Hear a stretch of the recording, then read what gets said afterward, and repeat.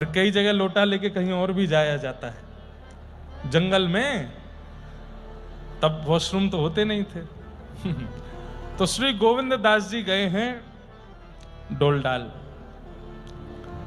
ठाकुर जी को पता चल गई और ठाकुर जी तुरंत, महाराज मंगला होने वाली आधा घंटे में ठाकुर जी की आंख खुल गई है, जग गए हैं। सो मंगला से पहले ही खिड़की से निकल करके और फेंटा बांध करके इस कलिकाल में 450-500 वर्ष पहले ठाकुर जी दौड़े और बिल्कुल धीमी गति धीमी चाल गोविंद दास के पीछे पीछे चल रहे हैं। अभी कछु ना कहूंगा, अभी कछु ना कहूंगा, जब बैठ जाऊंगा, बैठ जाएगा तब छेड़ूंगा या को।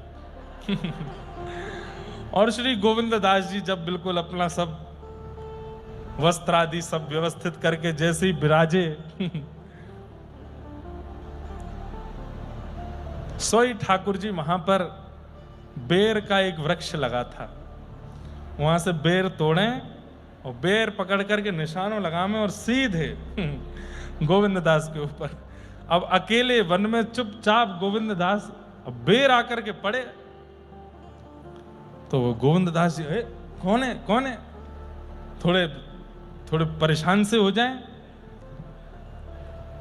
फिर थोड़ी देर बाद ठाकुर जी बेर लेके कहीं पीछे चले जाएं, फिर पीछे से प्रहार करें, कभी इधर से मारे कभी उधर से मारे। खूब देर हो गई, गोविंद दास जी बेचारे बड़े परेशान हो गए, स्थान बदलने लगे, यहां से वहां कूदने लगे, क्या करें।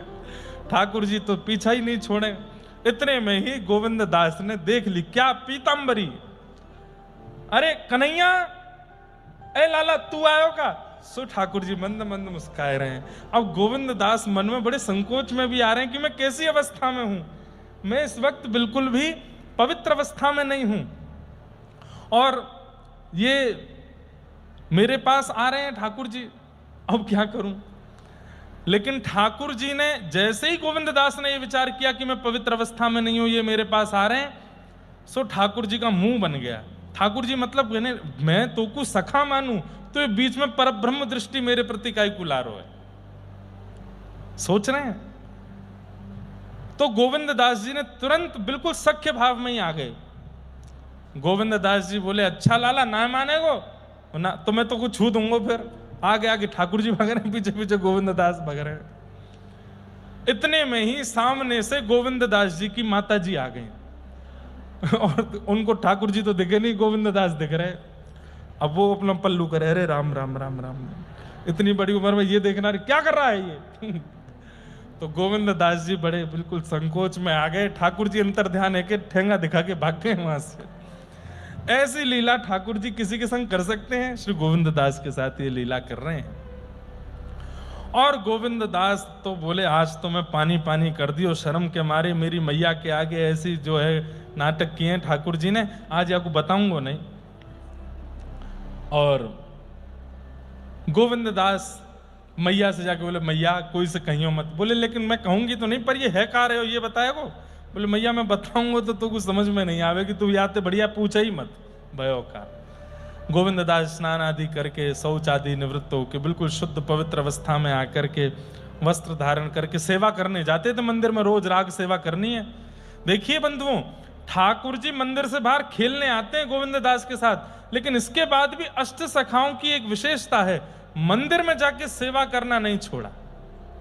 कुम्मन दास जी के चरित्र में मैंने वो बात सुनाई नहीं थी आपको कि कुम्मन दास जी खेती कर रहे थे, हल जोत रहे थे अपनी खेत में, तो ठाकुर जी ऐसे अपने पल्लू में अनाज लेकर के और पीछे पीछे ऐसे डालते चल रहे थे। खेती की बुवाई कर रहे हैं ठाकुर जी और आगे हल लेके चल रहे हैं कुम्मन दास जी। इतने में ही मंदिर के घंटे बजने लगे। जैसे ही घंटे घड़ियाल बजे तो कुम्मन दास जी तुरंत हल छोड़ करके हाथ पैर धोकर के मंदिर भागे। तो ठाकुर जी आके सामने ठाड़े गए, क्यों रे कहां जा रहा है। बोले मैं मंदिर जा रहा हूं।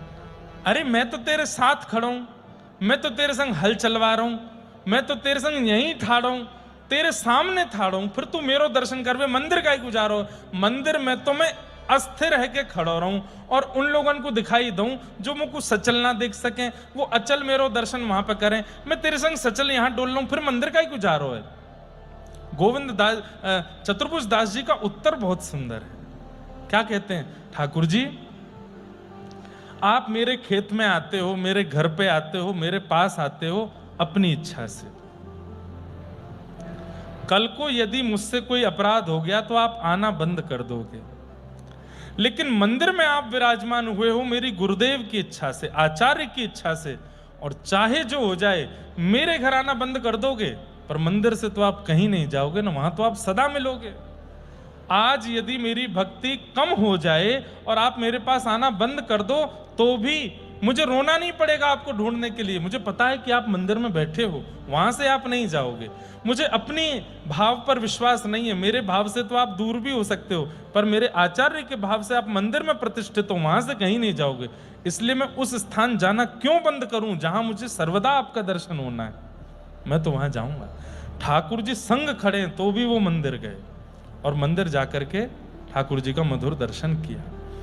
तो अष्ट सखाओं के प्रति एक विशेष बात यह है कि आपने प्रेम में आकर के ठाकुर जी की इतनी मधुर अंतरंग लीलाओं का अनुभव करके भी मंदिर जाना नहीं छोड़ा, मंदिर जाते हैं और मंदिर की जो सेवा है वो करते हैं।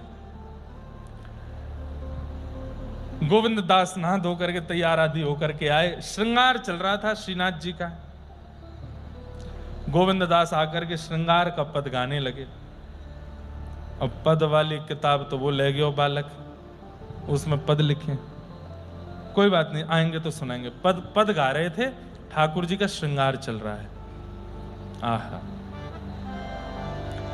अब ठाकुर जी श्रृंगार कराते कराते, अब देखिए बाकी सब लोगों को श्रृंगार का दर्शन नहीं होता, करते समय श्रृंगार दर्शन नहीं कराना चाहिए सबको, क्योंकि ठाकुर जी को असहज लगता है। इसलिए जब ठाकुर जी का श्रृंगार चल रहा हो कपाट बंद रखने चाहिए। घर के ठाकुर जी हैं तो भी बाकी सदस्यों को चाहिए कि उस समय वहां प्रवेश ना करें। भाई श्रृंगार के समय पर वही भीतर आवे जिससे ठाकुर जी असहज नहीं होते। तो जिनको पुजारी जी ने चुना है, महंत जी ने चुना है, महाराज जी ने चुना है, वही भीतर जामे, बाकी सब लोग नहीं आओ। श्रृंगार एक ऐसी स्थिति है कि उसमें हम मानव लोग भी कई बार माताएं श्रृंगार कराती हैं, तो श्रृंगार गृह में सबको प्रवेश नहीं करने देती। और तुम बाहर जाओ और माते तैयार होके, तैयार हो जाएं तब देखना हमको, उससे पहले का क्या हो रहा है वो मत देखो। ठाकुर जी को भी उसमें असहजता लगती है। और कई बार क्या होता है बंधुओं की, जो श्रृंगारी होता है ना, उसके हाथों से सेवा कर करके करा के ठाकुर जी इतने सरल हो जाते हैं कि कई बार कपाट लगने पर उसके आगे ठाकुर जी हाथ भी सीधे कर लेते हैं, बोलने भी लगते हैं, बैठ भी जाते हैं। सबके सामने ऐसी लीला नहीं होती। कभी कभी अनुभव होता है ठाकुर जी का कि वो सरल हो गए हमारे लिए, श्रृंगार जिससे सेवा कराते हैं उसके लिए। इसलिए श्रृंगार के समय प्रवेश नहीं करना चाहिए और ना देखना चाहिए। लेकिन गोविंद दास जी से तो ठाकुर जी बड़े सहज थे, तो उनको अनुमति थी कि वो पर्दे के अंदर बैठ करके ही पद गाते थे। तो पर्दे के अंदर बैठ करके पद गा रहे थे और ठाकुर जी के गोविंद दास जी संकोच में है। बहुत ध्यान से इधर देखो, ये लीला थोड़ी सी अनुभव करने की है। गोविंद दास जी सुबह की लीला से थोड़े सकुचाए हुए से हैं। आज ठाकुर जी ने ऐसी स्थिति में मुझको देख लिया और जाने क्या क्या करके गए, तो आके प्रणाम किया। तो एक बार जैसे ही नजर उठा के ठाकुर जी को देखा तो ठाकुर जी व्यंग में हंस रहे थे, हमने तो आज सब देखा। तो गोविंद दास जी इतने संकोच में और पद गाने लगे। गुसाई जी बोले क्या बात चल रही है दोनों में? कुछ नहीं जय जय, पद यूं कह रहे वो बार पद सुनाओ।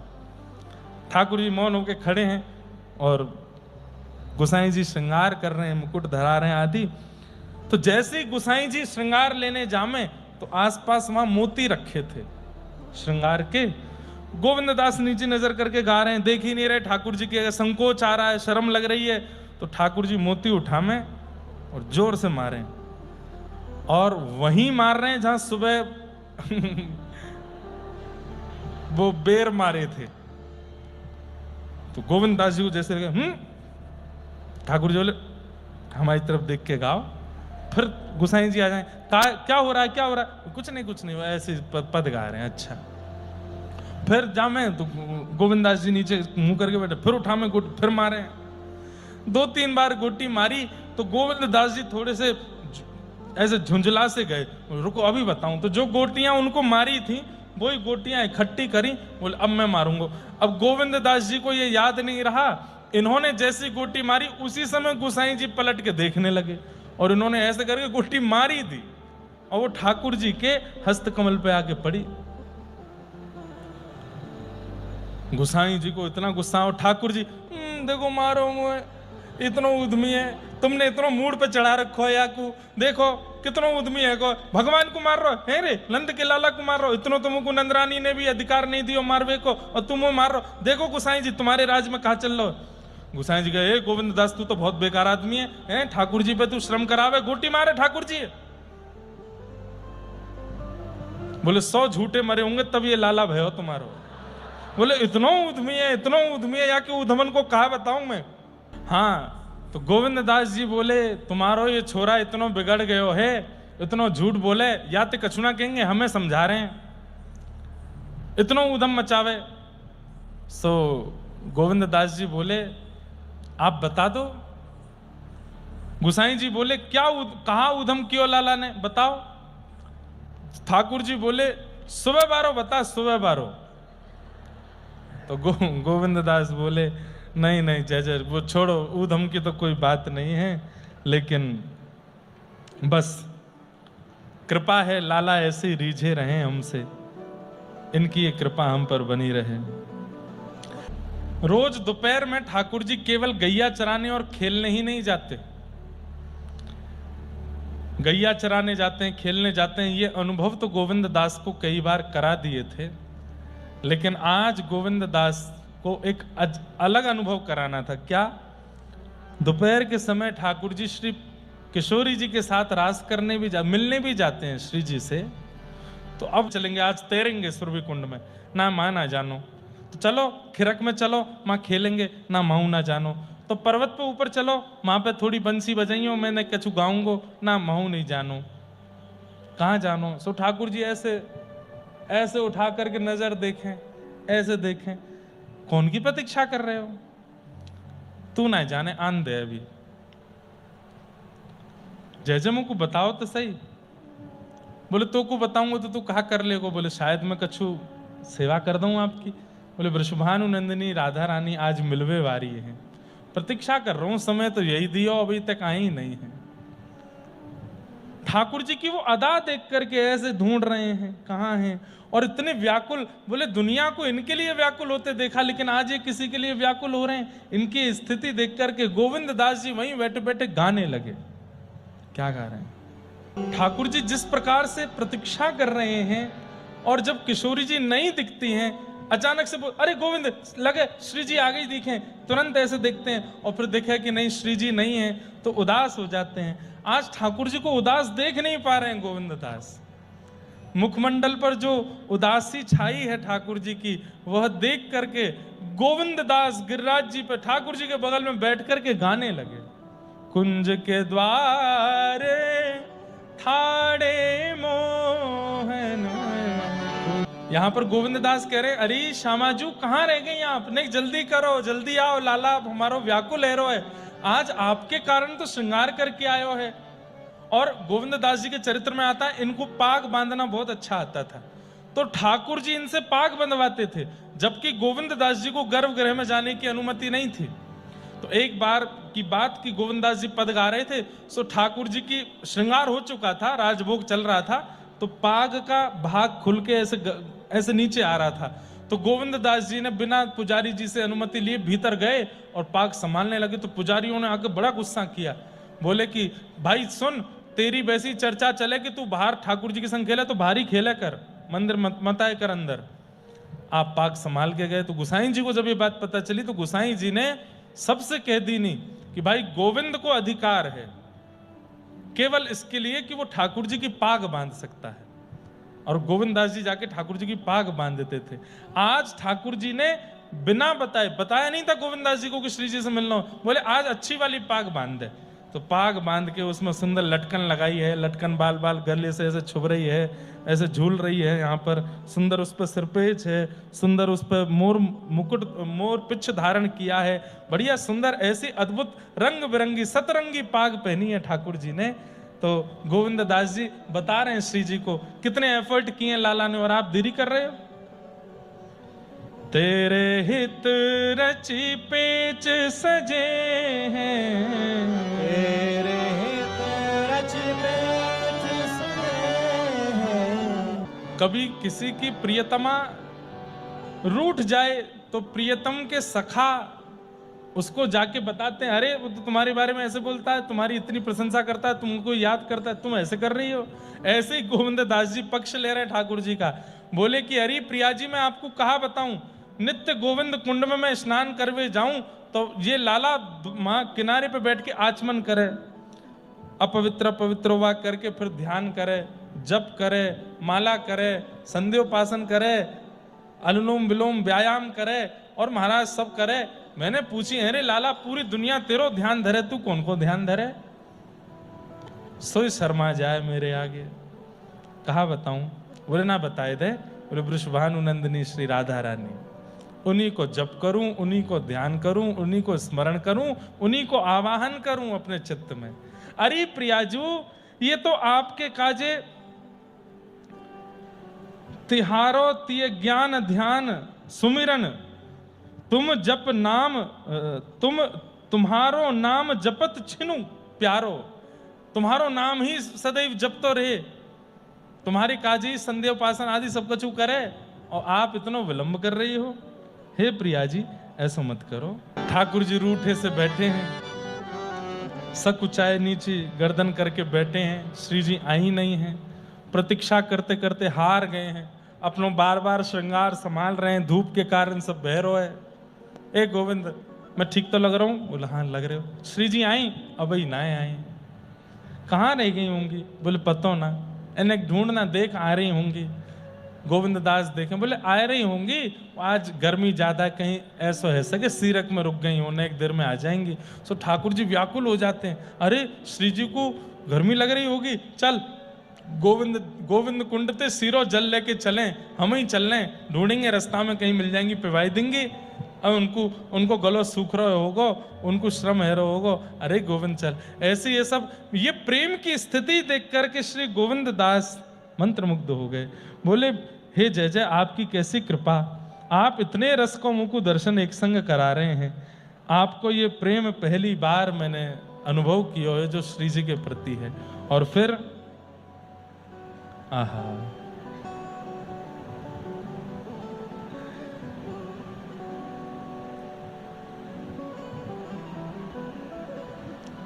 इतने में ही श्री किशोरी जी आती हुई दिख गई और जैसे ही किशोरी जी पधारी हैं, गोविंद दास ने जाकर के खबर दी है, जय जय कोई आ तो रहो है। बोले बताइयो कैसा रूप लावण्य है? बोले अद्भुत है, ऐसा बिल्कुल गोरो तन है, नीली चुनरी पहन रखी है, कमल जैसे नेत्र हैं, आदि आदि सबको वर्णन कियो। ठाकुर जी तो मंत्रमुग्ध है गए हैं और बड़े प्रसन्नता में भर गए हैं। तभी श्री किशोरी जी गोवर्धन पर्वत के ऊपर पहुंची हैं और गोविंद दास श्री प्रिया प्रियतम के मधुर मिलन को दर्शन करके वारी वारी जा रहे हो, बार बार बस ऐसे ही देखत रहूं तुम जन्म सफल कर मानूं। एक दूसरे को अंक में भर के श्री प्रिया प्रियतम मधुर दर्शन अपनों कर रहे हैं, करा रहे हैं गोविंद दास को। गोविंद दास न्योछावर है रहे।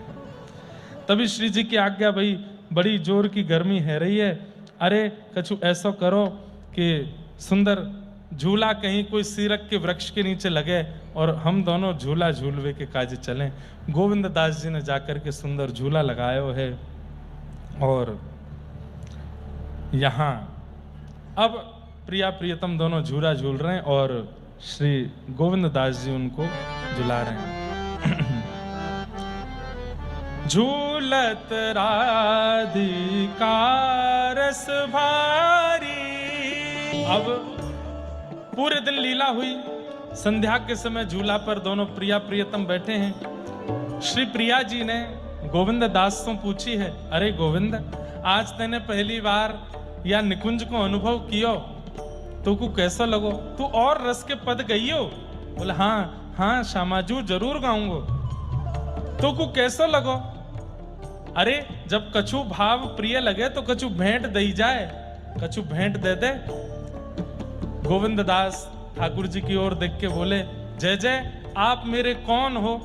ठाकुर जी बोले, मैं तेरो सखा हूं। तुरंत गोविंद दास ने ठाकुर जी को हाथ पकड़ करके श्री जी के हाथ में देख करके बोले, आज ते अपने सखा को सदा सदा के काजे आपको गुलाम बनाए रहे हूं। यही भेंट आपको दे रहा हूं, अपने लाला को ही वार करके आपको प्रदान कर रहा हूं भेंट में। गोविंद दास जी के साथ ऐसी मधुर लीला करके ठाकुर जी ने आज निकुंज का दर्शन करा करके प्रिया जी के साथ उनको आनंदित किया। आपका भी एक बार तानसेन जी के साथ में मिलन हुआ था। तानसेन एक बार फिर गोसाई जी ने बुलाए, तानसेन आए, आकर के गिरिराज जी की मधुर सेवा कर रहे थे। तो आज गायन जब किया तो तानसेन जी को उस जमाने में 500 वर्ष पहले सोने की एक फूटी कौड़ी, एक मतलब सोने का सिक्का, उसको टूटे हुए का आधा कटा हुआ सा कौड़ी के समान, और उसको